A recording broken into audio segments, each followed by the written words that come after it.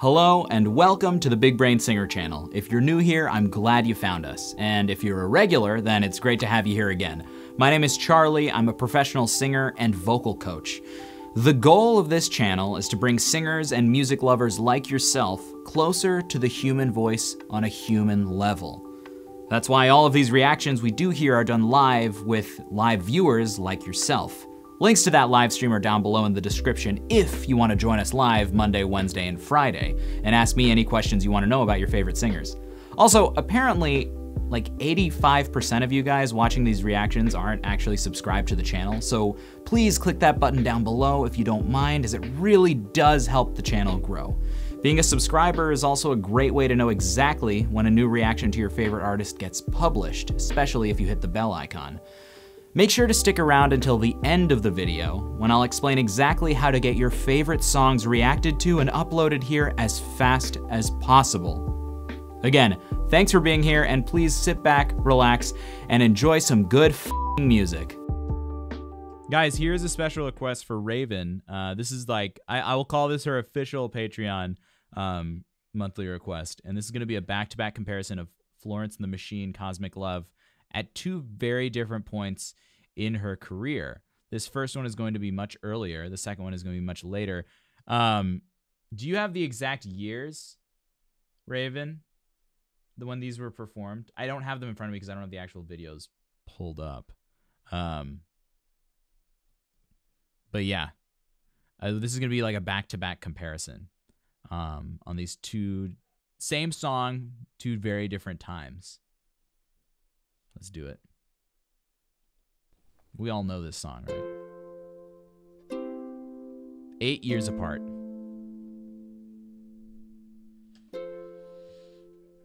2010 and 2018. Thank you.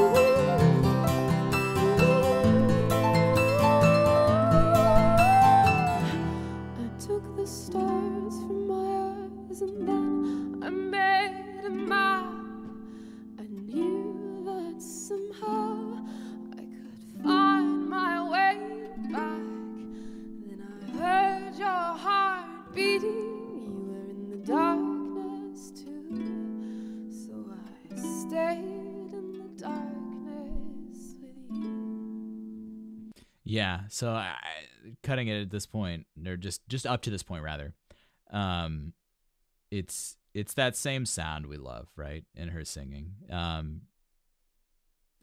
she's very breathy, very head voice dominant, but we get that same lovely vibrato flutter in the sound that has been so iconic in her singing. And the intensity she brings, I feel like it gets capped at a point than what we're used to in her more recent stuff, because everything is sort of on this breathier end. Now, youthful, early vocal talent energy sometimes manifests itself in a level of tension in the voice that actually facilitates that breathiness. So it may be, she may be feeling the same amount, if not more energy than many of the contemporary stuff she's done. But technically, her singing is resulting in that more airy, lighter quality, which is lovely to hear. I mean, there's nothing to discount there. This is the younger version. This is the one from 2010. So, interesting. I like that this is a song we all know pretty well, probably. It's a really famous song. And it's really gorgeous. And the arrangement they have here with the harp, the acoustic arrangement is absolutely gorgeous. So let's keep listening. The stars, the moon, they have all been blown out. You left me in the dark. No dawn, no day, I'm always in this twilight, in the shadow of your heart.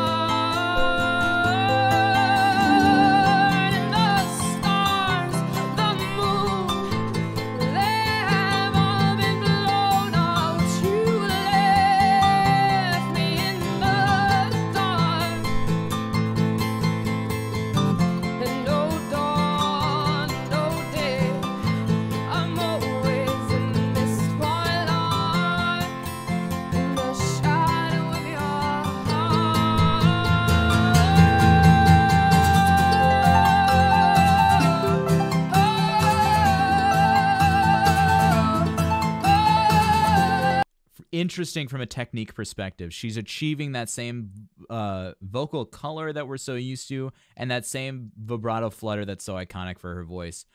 And notice how she's just letting everything go. She's easing up. That larynx is dropping very nicely. That results in that really good. This is a grounded sound, meaning it's connected to the breath and it's relaxed. The larynx is relaxed. The larynx is not raising.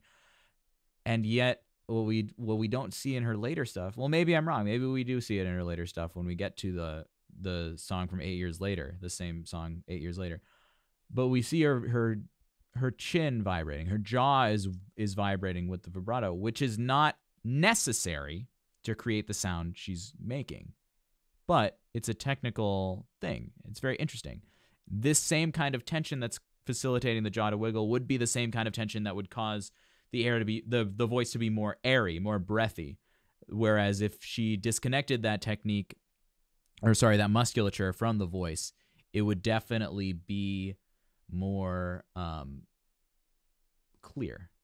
We would have a more clear timbre. Now she's the closest now. This is the clearest timbre that she's singing with when she gets into this last chorus, and we can get back into it again just to hear how she transfers from that breathiness into that clearer, chestier twang timbre.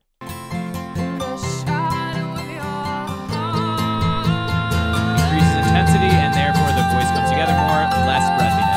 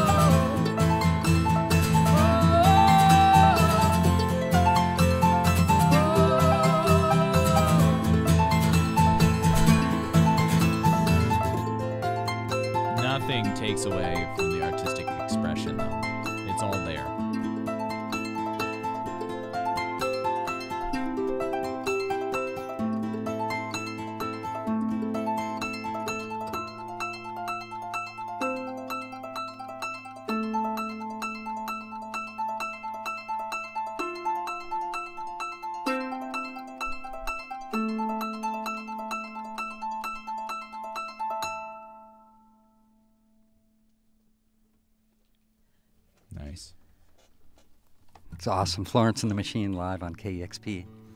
This is not KEXP. I don't want anyone to think that. But, yeah, that was beautiful. Okay, so that was also a live take. So that wasn't even, like, that would not have been done several times. That was a one take, which even adds, beautiful. Absolutely gorgeous. You would have thought that that was, a studio session. One take performance. So whatever voice, everything I'm saying can be negated right away by how her voice was feeling that day or whatever, or in that performance or what was going on. I'm making huge generalizations about how she was singing at the time based on this one performance. But let's, in contrast, hear the same artist perform the same song 8 years later, right? And all the same musicians in the next one as well. That's awesome. Really, really awesome. I don't forkless.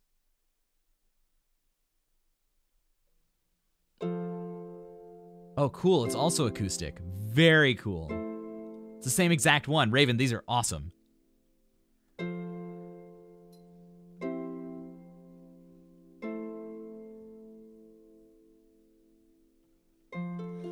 A falling star fell from your heart and landed in my eyes.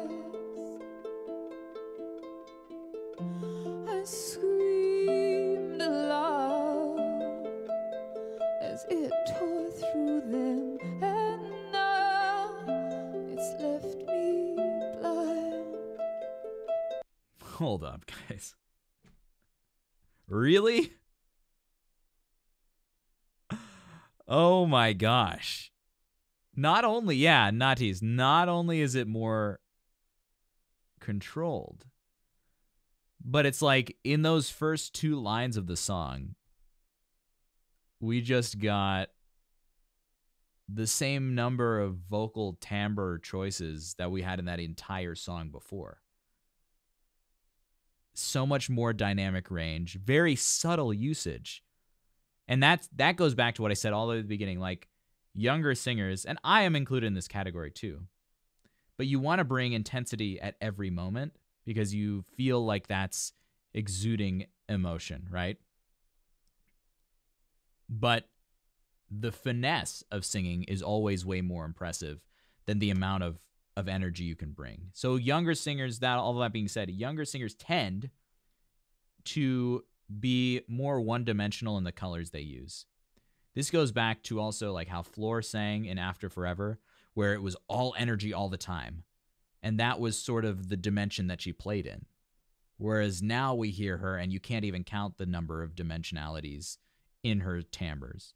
And we talk about Florence here, is that first performance was very lovely. It was very sweet. We have her iconic style. Her unique voice is all there. But it is still pretty like one-dimensional. It's not subtle in the sense that it's all kind of one color that we're working in. 8 years later, between being 23 and 31, she uses more vocalisms, more different vocal colors in the first two lines than she used in the entire song. And that's called becoming good at your craft. That's called becoming an amazing singer. Well, one color, you know what one color is great for is recordings, studio recordings, especially for like popular stuff. One color is really good for that. We can go into that in depth, but yeah, let's start this over because I'm excited now.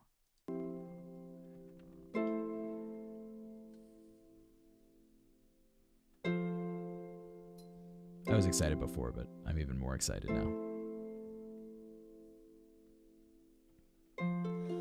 A falling star fell from your heart and landed in my eyes. I screamed aloud as it tore through them, and now it's left me blind. I would say white is a color, right? If there's only one color in the voice, it's still a color. You know, it's timbre. An interchangeable word would be timbre, right? The phrasing, the sound she starts a single phrase with evolves by the time she has to breathe again completely. It's beautiful. The stars, the moon, they have all been blown out. You left me in the dark. No dawn, no day. I'm always in this twilight. And look at that vibrato. Going back to that idea, remember we saw her earlier, her jaw had to wiggle and she had to like move back to release it. You don't have to do it to make that sound, but it's about how refined you can be in the neural connections of your muscles and how specific you can get with what muscles need to be doing what at the time. Watch her jaw. Nothing. No dawn, But we get that no fluttery day. vibrato. I'm always in this twilight, in the shadow of your heart. And in the dark, I can hear your heartbeat. I try to find the sound. Beautiful backup singer. You guys are right. But then it stopped, and I was in the darkness, so darkness I became. The stars, the moon, Takes it back. Takes it down. they have all been blown off. You left me in the dark. She's using her body rhythmically to, in a way, what I see it as, and what I would feel this as, is a way to diffuse tension away from the voice in a way that you can still be rhythmic, right? Because if you're trying to be rhythmic here, it gets in the way, right?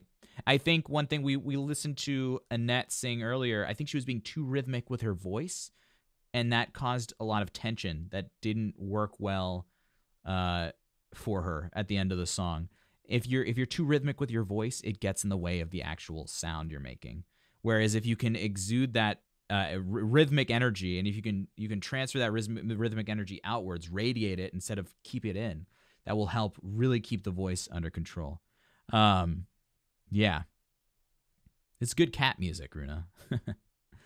Body language is great, and I would encourage all of you when you're singing, use your body more, because it will help get tension away from the voice. I do this in my practice. I will do like consecutive hand motions, something like this, something like just rolling your hands around and keeping energy that's constant but away. It helps you engage your breath, it helps you engage your body, and it takes tension away from here while you're singing.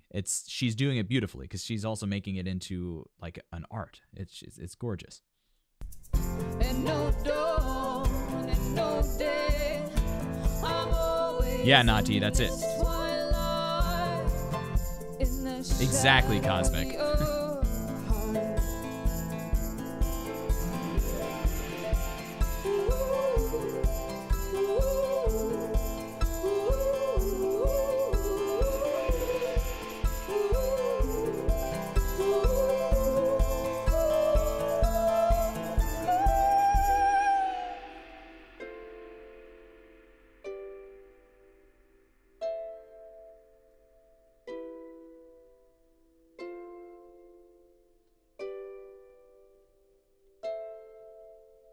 I took the stars from my eyes and then I made a map. I knew that somehow I could find my way back.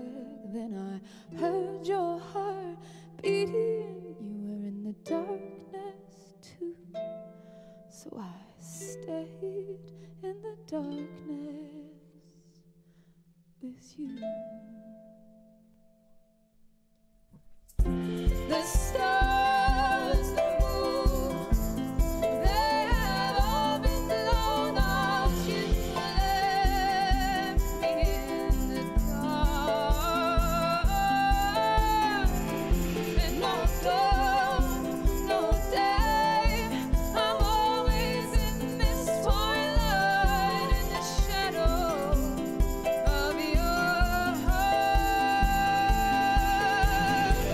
So beautiful. Her chords, the thing is, her chords are coming together so evenly. That's why we get clarity instead of breathiness that we had earlier. Now, that's also the kind of thing that your voice day to day can change. If you wake up and you're having a bad voice day or you get a cold or something, your voice is going to be more breathy. Naturally, they're not going to come together evenly. But this, it's like, it's not even a second thought to her. It's just how her voice has changed. 8 years is a long time. All of the cells, every single cell in your body has changed over the course of 7 years. So this is even a year further than that. The other thing I wanted to mention is that when we saw her younger singing, she was spending a lot more time preparing for different things, different notes, different types of places, like high notes, for example. She spent more time like getting into a preparation. There was a more fluid change. You know, it was like she's here singing, and then she's here singing, and now she's going for a high note, so she's going to go to here. Everything was very connected and very well organized to be yet connected. Now, it's like she's taken that time it needs to prepare for different types of singing, and she just does it on a dime. Like that, you don't want to sing without a plan, right? You don't want to sing anything without knowing, well, on this high note, I have to shift a little bit. You got to start somewhere with that in-depth understanding of what your plan is for whatever it is you're singing. But as you're going into, as you internalize that, rather, as you're internalizing those transitions, they become faster. And as they become faster, you're able to make more choices that aren't going to interfere with your actual singing. So it's so cool seeing her at a time when she was making choices, but they were very clear, they were very intentional, and they were good choices. And now, when we're hearing her in this setting, in 2018, she's just making choices on a dime, and she doesn't need to prepare for them. She doesn't need to do anything. It's just whatever she needs. And that comes across in her vocalism and the phrasing she has. That comes across in how her body is moving. That comes across in the different vocal choices she's making. And the fact that it's become so internalized is so easy on her voice is able to come together so clearly. The vocal folds are able to come together to create that kind of clarity in her sound that we didn't have before. It's so awesome. The stars, the moon, they have all been blown up. You left me in the dark. And no God, not today. I'm always in this twilight, in the shadow of your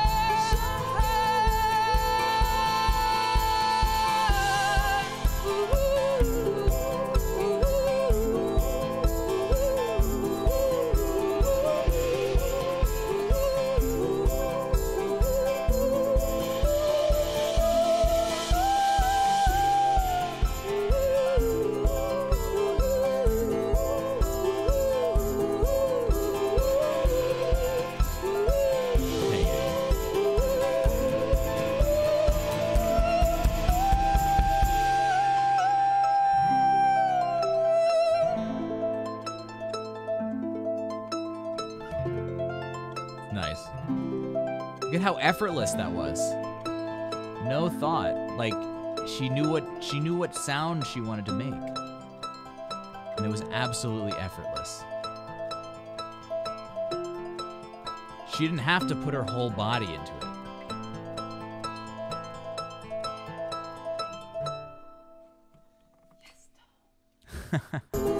Watch.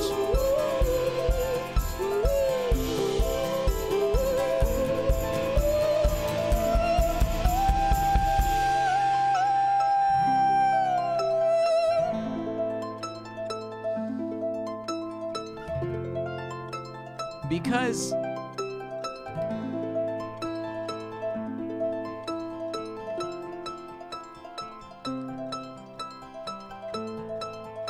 yeah.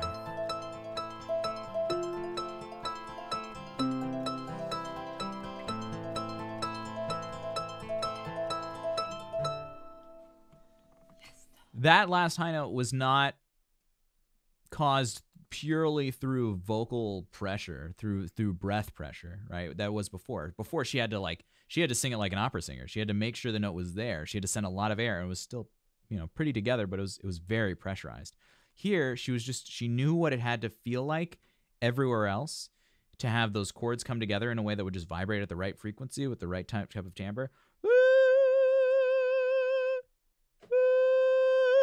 whatever it was for her. But it didn't take the whole body to get under it and make it.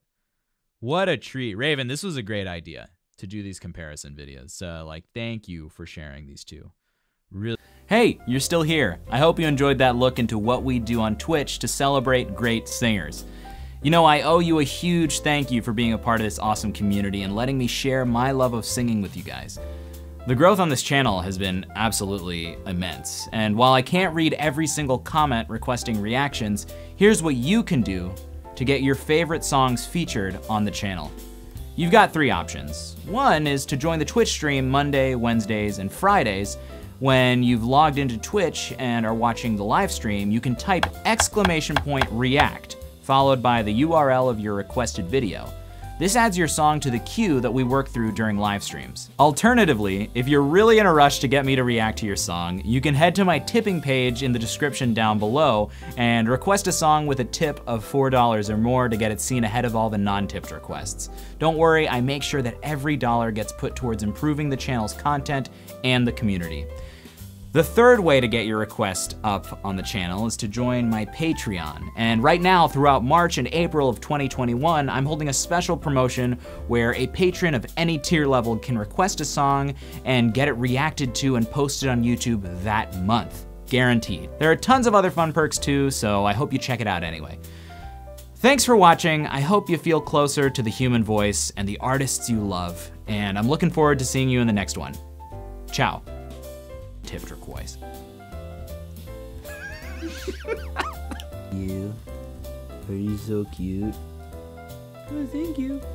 Oh, that's so cute.